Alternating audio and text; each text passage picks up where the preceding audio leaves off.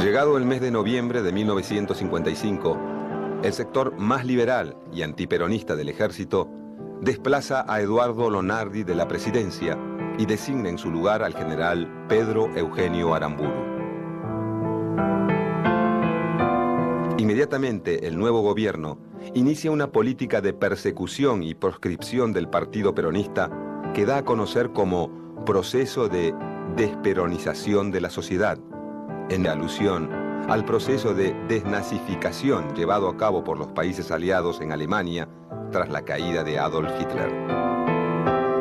Esta política de desperonización incluye la disolución del partido peronista, la inhibición de todos sus miembros para ocupar cargos en la administración pública y la prohibición de exhibir sus símbolos partidarios y de mencionar públicamente los nombres de Perón y Evita.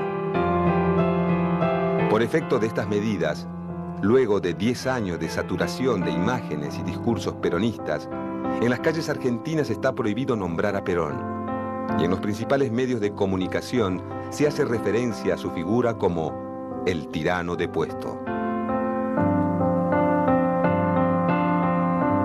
No contento con prohibir la mención del nombre de Perón y disolver su partido, el gobierno de Aramburu decide embestir contra el último bastión de poder peronista.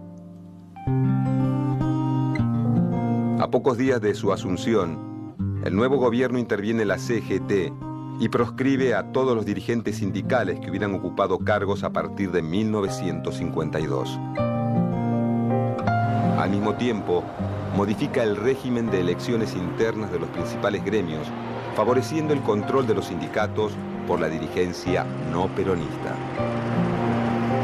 Con los principales sindicatos descabezados y sus más importantes líderes presos o en el exilio, los sectores patronales acrecientan su poder dentro de las fábricas.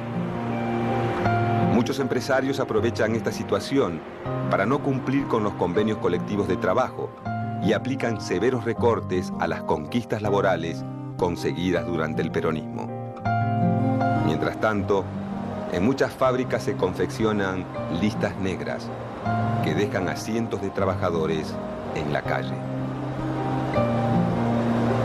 Corren malos tiempos para los obreros peronistas. El líder político al que ven como su gran benefactor está desterrado a miles de kilómetros y su regreso al país es por el momento imposible. Muchas conquistas sociales conseguidas con años de lucha y perseverancia empiezan a diluirse ante la mirada de un gobierno que con su indiferencia parece consentir los abusos patronales.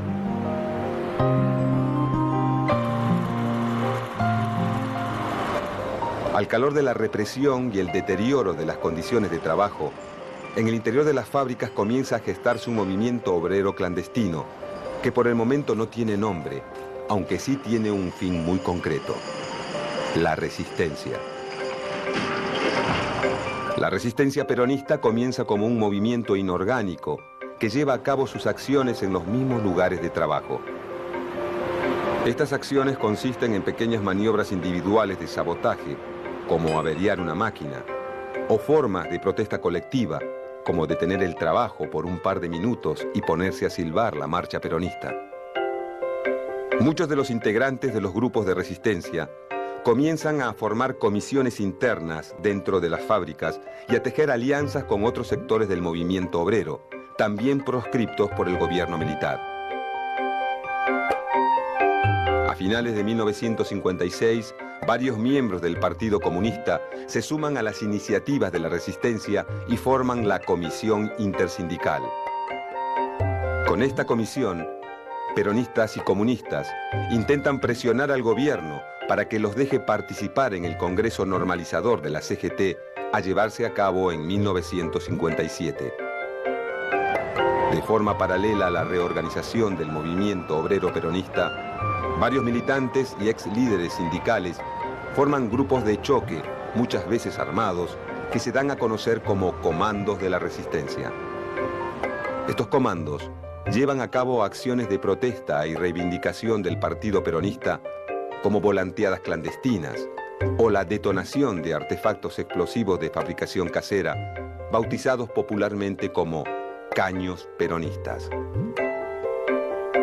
Uno de los principales impulsores de los comandos de la resistencia es el abogado y exdiputado John William Cook. Figura rebelde y sumamente combativa, Cook representa la opción más revolucionaria del peronismo. Por su carácter aguerrido e intransigente y su aguda percepción política, Perón, desde su exilio en Venezuela, lo elige como su delegado personal y lo distingue con el cargo de jefe de las fuerzas peronistas organizadas en el país y en el extranjero.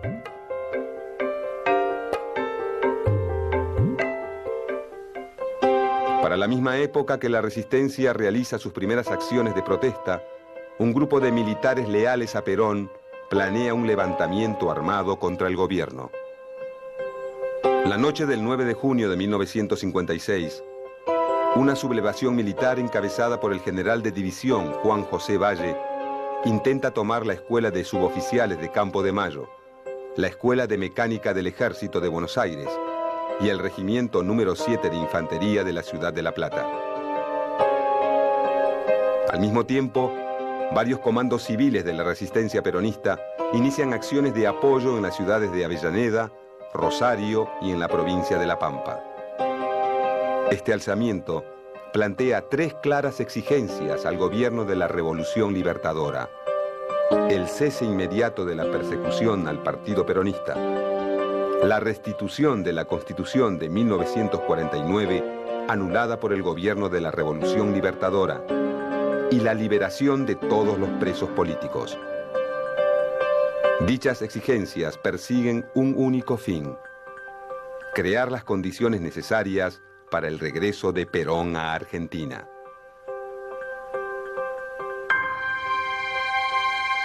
Llegada la medianoche, casi todos los focos de la rebelión son reprimidos.